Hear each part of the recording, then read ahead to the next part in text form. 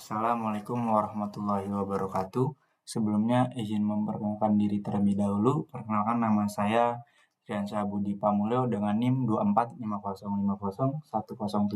24501507107111065. Saya di sini sebagai mahasiswa Fakultas Peternakan Universitas Brawijaya. Saya di sini akan menjelaskan tugas sosiologi peternakan mengenai study case yang telah saya ambil. Yang pertama yaitu ada study case yang saya ambil adalah ratusan ton kotoran hewan cemar di Sungai Citarum setiap harinya. Yang pertama adalah berdasarkan case study yang telah dipilih, terdapat beberapa jenis lembaga yang terkait. Yang pertama ada lembaga Kementerian Lingkungan Hidup dan Kehutanan. Yang kedua ada Kementerian Pekerjaan Umum dan Perumahan Rakyat. Yang ketiga Balai Besar Wilayah Sungai Citarum. Yang keempat Dinas Lingkungan Hidup Provinsi Jawa Barat. Yang kelima Badan Pengelola Lingkungan Hidup Daerah. Yang keenam Peternak dan Dinas Pertanian. Yang ketujuh Masyarakat dan LSM Lingkungan. Yang kedelapan Industri dan Sektor Swasta. Yang pertama adalah bentuk fungsi lembaga yang berada di dalam case study berikut adalah KLHK bertanggung jawab untuk merumuskan kebijakan strategi terkait dengan perlindungan dan pengelolaan lingkungan hidup serta kehutanan di Indonesia. Yang kedua ada PUPR, penyediaan dan pembangunan infrastruktur.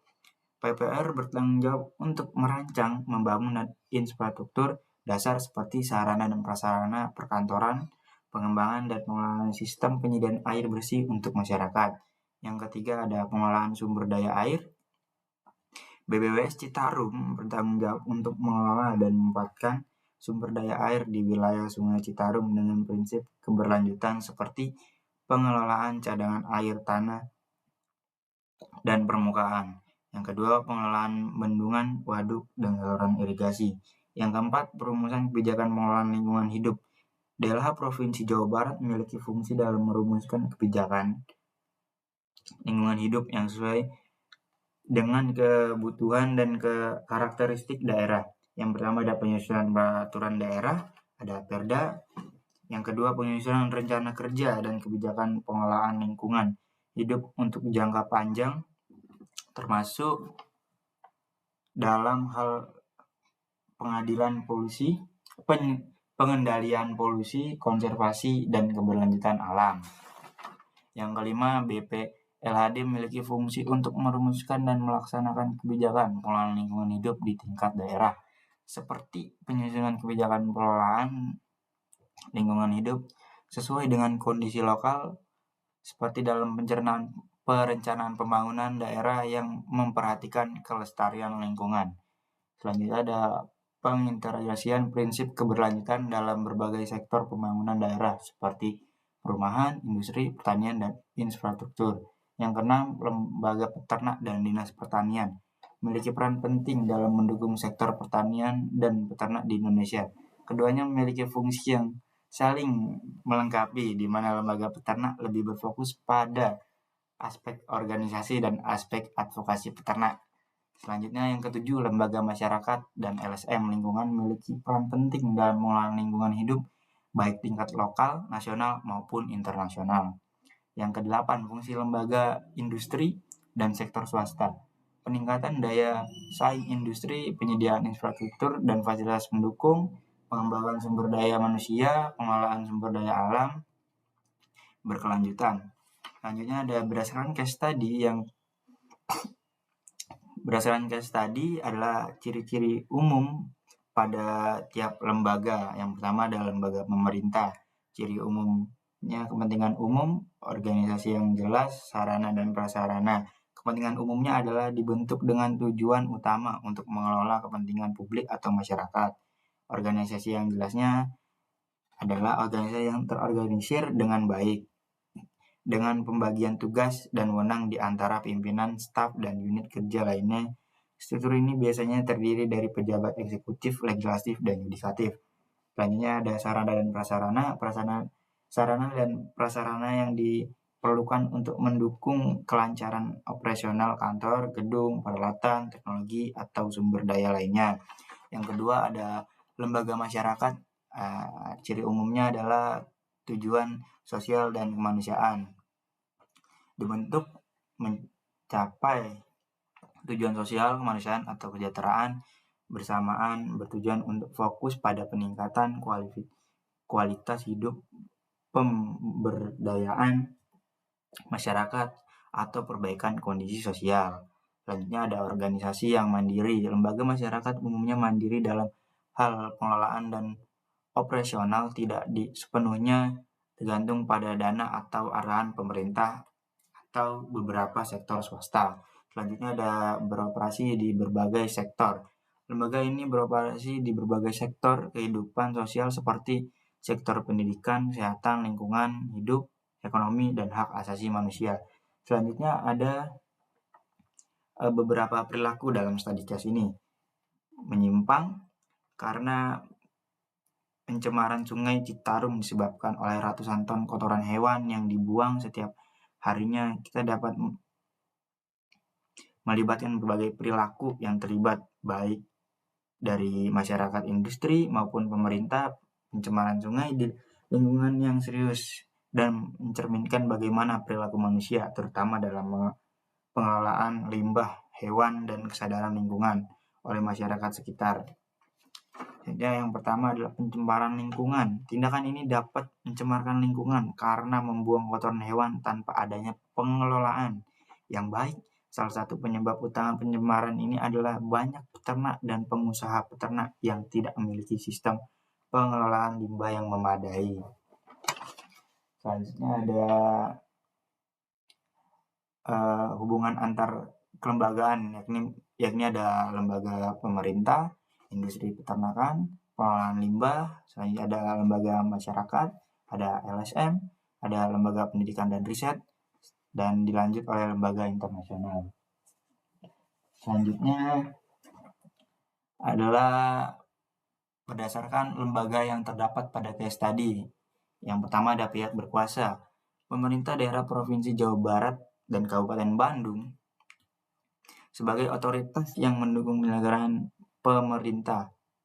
Pemerintah daerah juga berkewajiban untuk mewujudkan keamanan dan kenyamanan masyarakat daerah. Pembentukan daerah bertujuan untuk meningkatkan pelayanan publik guna mempercepat terwujudnya kesejahteraan masyarakat.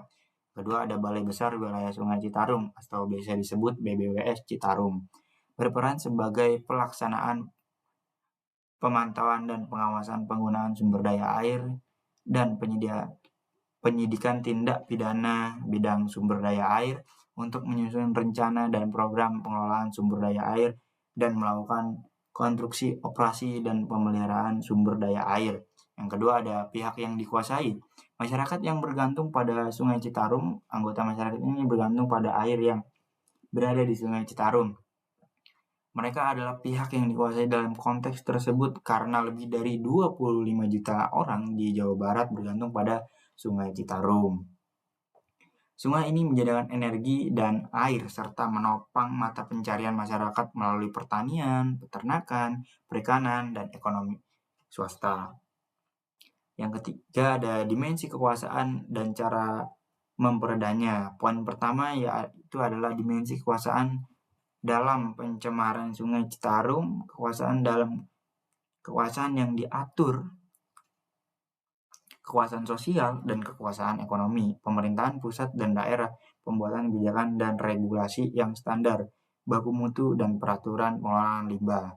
Selanjutnya ada berdasarkan lembaga. Pada case studi terdapat beberapa saluran lembaga. Yang pertama adalah lembaga pemerintah. Komunikasi massa. Pemerintah tentunya memiliki saluran komunikasi baik secara langsung maupun tidak langsung terhadap masyarakat yang dapat dilakukan secara edukasi maupun sosial media. Selanjutnya ada saluran politik. Saluran politik atau media politik ialah alat dan sarana yang digunakan oleh para komunikator dalam menyampaikan pesan-pesannya seperti media cetak, surat kabar, tabloid, atau majalah buku.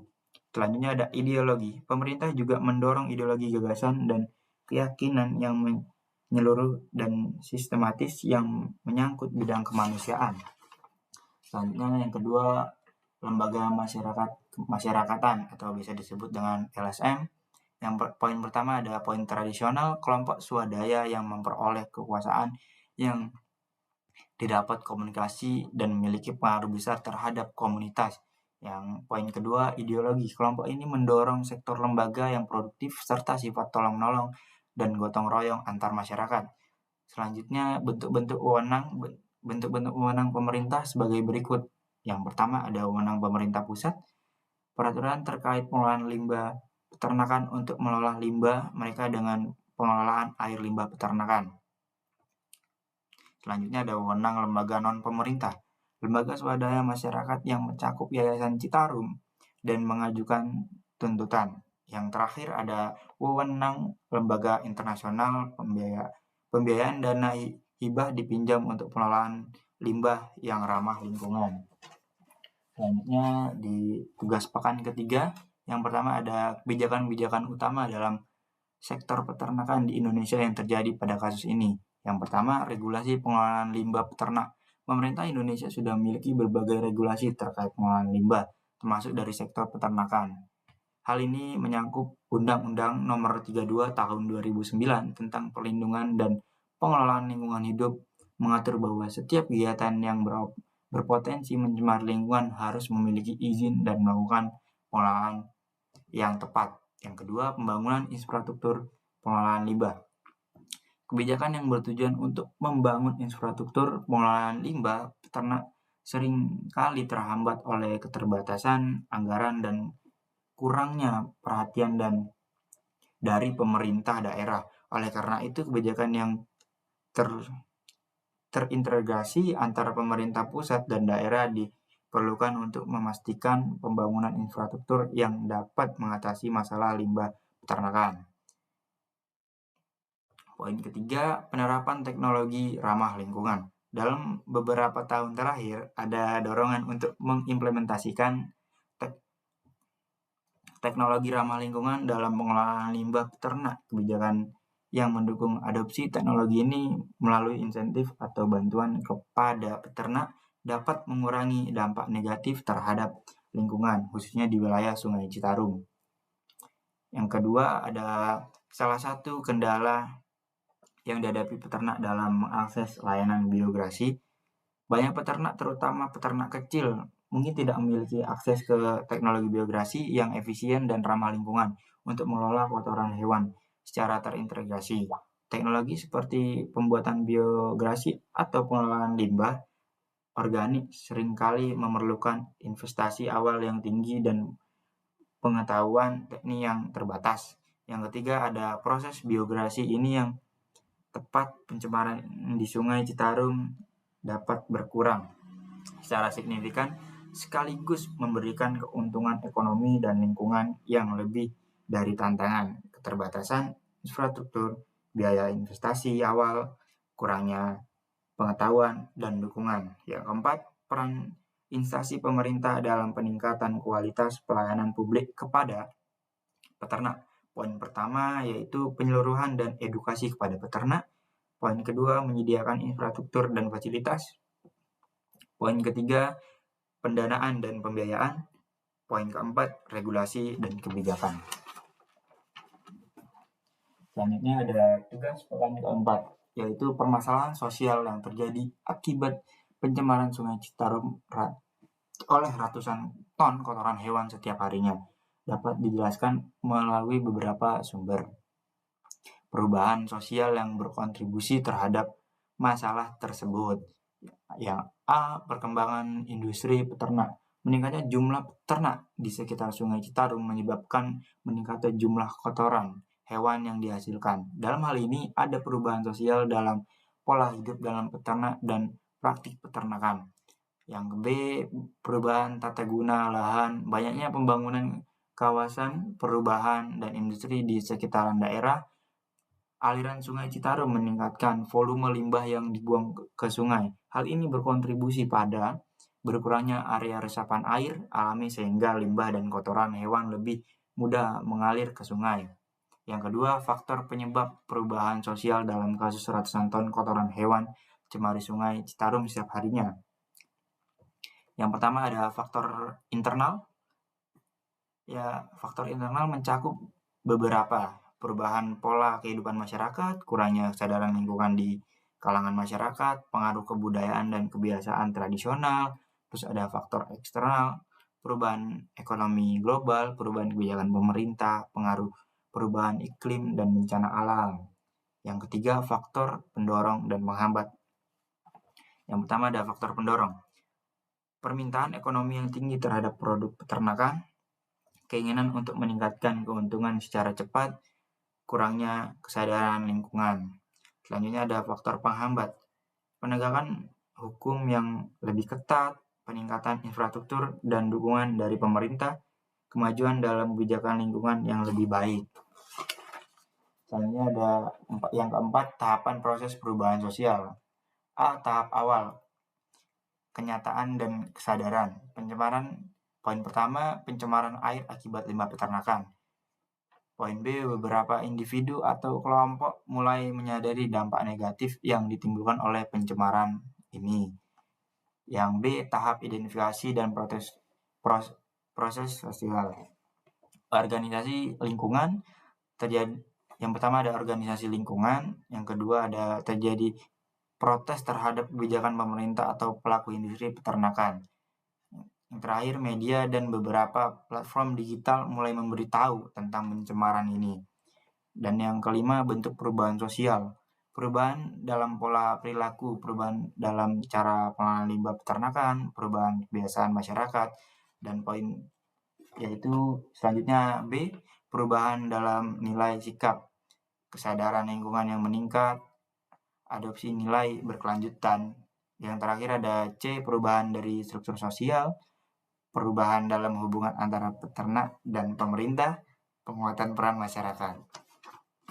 Terima kasih, kurang lebihnya mohon maaf. Saya akhiri. Wassalamualaikum warahmatullahi wabarakatuh.